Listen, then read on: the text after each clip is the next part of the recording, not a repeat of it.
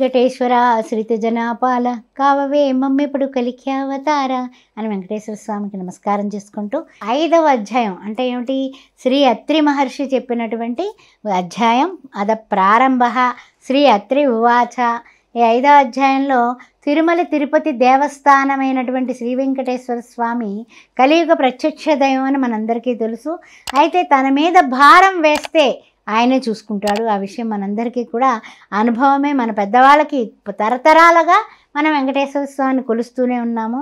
అయితే ఈ 5వ అధ్యాయం చెప్పినటువంటి అత్రి మహర్షి ఈ విధంగా చెప్పారు. నాయనలారా, శ్రీనివాసుని ప్రియభక్తులారా వినండి. తిరుమల క్షేత్రమంతా సాలగ్రామం అయితే ఆ పవిత్ర కొండ మీద మీరు అడుగు పెడితే మీ యొక్క దేహమే కాదండి, జన్మజన్మల పాపాలు కూడా మీ అన్నీ కూడా తొలగిపోతాయి సుమా అని చెబుతూ ఒక కథ రూపంలో చెబుతూ మొదలెట్టారు.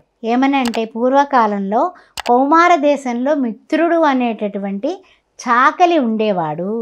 ఆయన తన కులవృత్తిని చక్కగా నిర్వర్తిస్తూ ఉండేవాడు. వీలైనంత వరకు కొంచెం ధర్మపరంగా ఉండేవాడు. ఏదైనా ఉంటే ఎవరైనా పెట్టింది ఉన్నా ఎదుటి వాళ్ళకి పెట్టేటటువంటి సద్బుద్ధి అతనిలో ఉంది. అయితే అతనికి పాపం కొంచెం కాలు సరిగా కూడి రాదు, అవిటితనం ఉంది. దానివల్ల ఉతికిన బట్టలు భుజానేసుకుని కుంటుకుంటూ అందరిళ్ళకి వెళ్ళి ఇవ్వడం కొంచెం కష్టంగా ఉంది. కర్రసాయం తీసుకున్నా కూడా అతనికి నిత్యము కూడా కష్టమే. అయితే కానీ మరి ఏం పని చేయకపోతే ఎలా? గంపెడి సంసారం, ఆ గంపెడి సంసారం పెళ్ళం పిల్లలు అందరినీ బతికించాలి. ఊళ్ళో వాళ్ళు ఏదైనా ఇస్తే అది తీసుకుని ఇంటికి వచ్చి ఇస్తే వాళ్ళు తినడానికి అవుతుంది. అలాంటి పరిస్థితి. అయితే ఒకానొక రోజున శ్రీనివాసుని ఎప్పుడు కూడా శ్రీనివాస వెంకటేశ్వర తండ్రి కరుణించు అనుకుంటూ ఆ బట్టలు మాసిన బట్టలు పట్టుకెళ్ళి రేవుకు పట్టుకెళ్ళి బుతుక్కొచ్చి అందరికీ అప్పగించి అప్పుడు తిరిగి ఇంటికి వస్తూ వెంకటేశ్వర తండ్రి ఎందుకు ఎవడితనం ఇచ్చావు, ఏమిటి నాకు ఈ జీవితం అని బాధపడుతూ ఉండేవాడు అతను. అయితే పూర్వజన్మలో ఏం కర్మ చేశానో నేను ఇలా పుట్టానేమో అనుకుంటూ బాధపడుతూ ఉన్నాడు. శ్రీనివాసుడు ఏదో రూపంలో వచ్చి ఆదుకుంటాడు అంటారు కదా అని అనుకుంటూ మనసులో రకరకాల ఆలోచనలు వస్తూ ఉండేవి.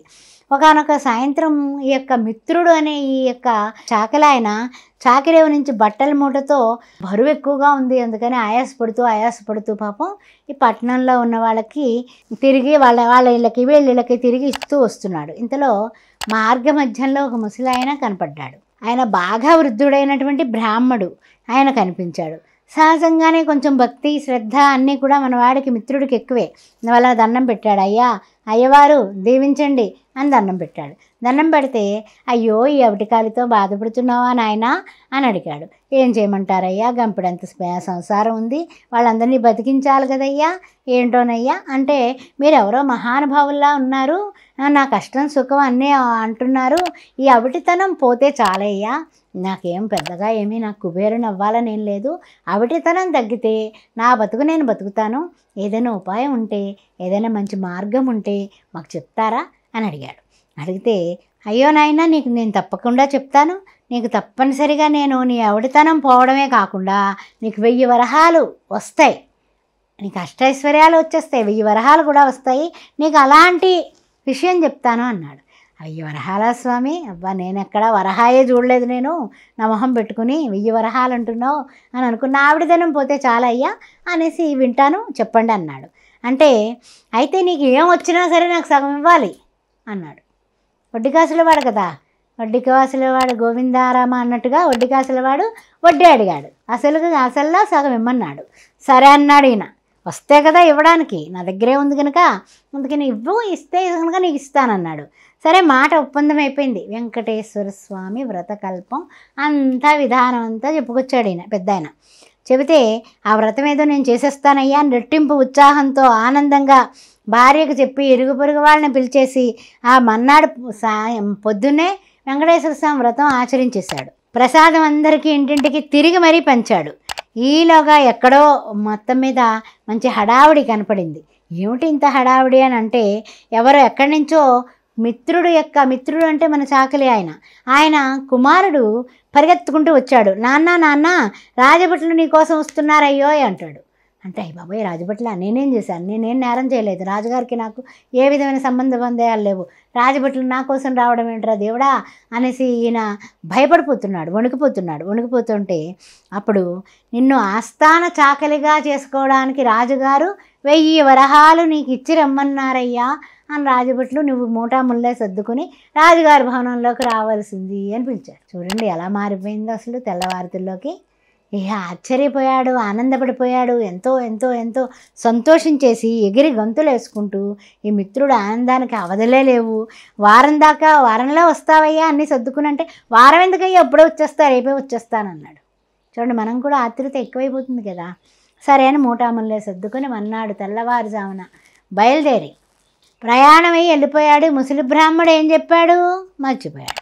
మనం కూడా అంతే కదా, ఏదైనా అవకాశం వస్తే దూరేస్తాం, పరిగెత్తేస్తాం, విజయ పదంలో దూసుకెళ్ళిపోతాం, మొక్కుకున్న మొక్కులన్నీ కూడా మర్చిపోతాం. తర్వాత మధ్యలో గుర్తొచ్చాడు పాపం ముసలి బ్రాహ్మడు. అయ్యో సగం ఇమ్మన్నాడు కదా, మరి 500 వరహాలు ఇవ్వాలి కదా. ఇద్దాంలో 40 అయిన తర్వాత ఏమైంది, గడవని రాజుగారి దగ్గర అసలు ఎలా ఉంటుంది ఏమంటే చూసుకోవాలి కదా మనం కూడా అని ఒక నెల అయిపోయింది, నెలలు అయిపోయింది, రోజులు అయిపోయాయి, నెలలు అయిపోయాయి, సంవత్సరాలు అయిపోతున్నాయి. అప్పుడు బ్రాహ్మడికి ఇచ్చిన మాట మొత్తం గతం గతహ అనుకున్నాడు, మర్చిపోయాడు. వెంకటేశ్వర స్వామి మానవ నైజం ఇలాగే ఉంటుంది అన్నది గుర్తుపెట్టుకొని నా మహత్యం ఏంటో వీడికి తెలియజెప్పాలనుకున్నాడు. ఒకనొక రోజున రాజ ఆస్థానంలో రాణిగారి నగలన్నీ మాయమైపోయాయి. నగలు తీసినటువంటి అభాండం వచ్చి మిత్రుడి నెత్తి మీద వెళ్ళిపోయింది. ఆవిడ బట్టలన్నీ నువ్వే ఉతుకుతున్నావు కాబట్టి నగలు బట్టలతో వచ్చేసి ఉంటాయి, నువ్వే తీసుంటావు. కఠిన కారాగార శిక్ష పడిపోయింది మిత్రుడికి. ఏం చేయాలి చూడండి, రాజులు తలుచుకుంటే దెబ్బలకు కొదవ అంటూ ఉంటారు కదా, అందుకని డబ్బులకి కొదవలేదు దెబ్బలకి కొదవలేదు అన్నట్టు కారాగారంలోకి వెళ్ళిపోయాడు ఈ మిత్రుడు. అయ్యో నేను చాకలిగా చక్కగా ఊరు బట్టలు ఉతుక్కుంటూ కుంటుకుంటూ తిరిగేవాడిని, ఆ కుంటుతనం అవటితనం పోయి నాకు ఐశ్వర్యం వచ్చి ఇక్కడికి వచ్చి మళ్ళీ ఈ కారాగారం రావడం ఏంటి, నేను చేసిన తప్పులు ఏమిటా అని ఆలోచిస్తే అప్పుడు వెంకటేశ్వర స్వామి వృద్ధ బ్రాహ్మణ రూపంలో కల్పించి అడిగాడు కదా, అవేం చేయలేదు కదా మనం, అవన్నీ గుర్తొచ్చాయి అతనికి. పరిపర విధాలుగా ప్రతి నెల నీ వ్రతం ఆచరిస్తానయ్యా వెంకటరమణ గోవింద గోవింద, ఏడుకొండలవాడ ఆపదముక్కులవాడ అనాథరక్షక స్వామి తండ్రి నన్ను ఉద్ధరించు, ఉద్ధరేనాత్మనాత్మానం అనే వెంకటేశ్వర స్వామిని ప్రార్థించాడు. ప్రార్థించి నా సంపాదనలో సగభాగం నీకు ప్రతి నెల నాకేమొస్తే అది ఇస్తానయ్యా అని రకరకాలుగా నేను చేసిన తప్పులు క్షమించు, వడ్డికాసులవాడ ఏడుకొండలవాడ అనేసి ఏడుస్తున్నాడు. ఏడుస్తుంటే నేను పాపిని, నేను పాపాత్ముని స్వామి, నీవు క్షమించకపోతే ఎవరు క్షమిస్తారు, ఈ కలియుగంలో నడిచొచ్చినటువంటి నా దైవమా నన్ను క్షమించవయ్యా అని వెంకటేశ్వర స్వామిని వేడుకుంటుంటే వెంకటేశ్వర స్వామి ఆ యొక్క శ్రీవారి అనుగ్రహం వలన వీడు తీయలేదు, నగలు రాజభవనంలోనే ఉన్నాయి అని తెలిసింది. రాజుగారు విడిచిపెట్టారు. అప్పుడు కారాగారం నుంచి వదలగానే మిత్రుడు ఏం చేశాడు, మిత్రుడు అంటే మన చాకలి ఆయన ఏం చేశాడు, ఆయన ప్రతి నెల కూడా వెంకటేశ్వర స్వామి వ్రతం చేసుకుంటూ తనకు వచ్చిన సంపాదనలో సగభాగము వెంకటేశ్వర స్వామికి సమర్పించుకుంటూ స్వామివారి యొక్క కృపా కటాక్షములతో సర్వ సంపదలతో సకల సుఖాలతో అవిడితనం పోయి ఆనందంగా జీవించాడు సుమా. ఇది 5వ అధ్యాయం, ఆఖరి అధ్యాయం, పంచమోధ్యాయం సమాప్త. గోవింద గోవింద గోవింద గోవింద, ఏడుకొండలవాడ వెంకటరమణ గోవింద గోవింద. శ్రీయకాంతాయ కళ్యాణ నిధయే నిధయేద్ధినాం శ్రీ వెంకట నివాసాయ శ్రీనివాసాయ మంగళం. శ్రీ వెంకటేశ్వర వ్రతకల్పం 5వ అధ్యాయం సమాప్తం. దీనితో శ్రీ వెంకటేశ్వర స్వామి వ్రత కథలు అయిపోయాయి. ఈ వీడియోలు చూస్తూ కూడా మీరు వ్రతం ఆచరించుకోండి. ఓం నమో వెంకటేశాయ. ఓం నమో వెంకటేశాయ. ఈ శ్రీ వెంకటేశ్వర స్వామి వ్రతం గురించి మనందరం తెలుసుకున్నాం కదా. మరి ఆస్ట్రో భాగ్యలక్ష్మి అనే ఈ ఛానల్ని స్వామివారి దయతోటి మీరందరూ కూడా సబ్స్క్రైబ్ చేసుకోండి. వెంకటేశ్వర స్వామి గురించి రకరకాలైనటువంటి కథల గురించి స్వామివారి అనుగ్రహంతో ప్రతి వారం కూడా మీ ముందుకు నేను వస్తూనే ఉంటాను. అంతేకాకుండా జాతకంలో ఏమైనా లోపాలున్నా, జాతక చక్రాలు వేయాలన్నా, పిల్లలు పుట్టడానికి ముహూర్తాలు పెట్టాలన్నా, ఏ శుభముహూర్తమైనా సరే పెట్టడం జరుగుతుంది. అంతేకాకుండా కుంభ వివాహాలు, కదలి వివాహాలు కూడా చేయించబడతాయి. జాతక రీత్యా ఏ విషయంలో అయినా సరే 9866044439ని సంప్రదించండి. అంతేకాకుండా 16 సంవత్సరాలుగా స్వామివారి అనుగ్రహంతో నేను శ్రీ సౌభాగ్య మ్యారేజ్ బ్యూరోని నడిపిస్తున్నాను. అందువలన ఎవరైనా వివాహం కాని వాళ్ళకి మన హిందువులైతే చాలు, ఏ వర్ణమైనా సరే అందరికీ ఆహ్వానమే పలుకుతుంది శ్రీ సౌభాగ్య మ్యారేజ్ బ్యూరో. మేము స్వయంగా చూసి తప్పనిసరిగా మంచి సంబంధాలు పంపిస్తూ ఉంటాము. మీ యొక్క బయోడేటా, ఫొటోస్ అన్నీ కూడా క్రింది నెంబర్లకి పంపించండి. ఓం శ్రీ మాత్రే నమః. ఓం నమో వెంకటేశాయ.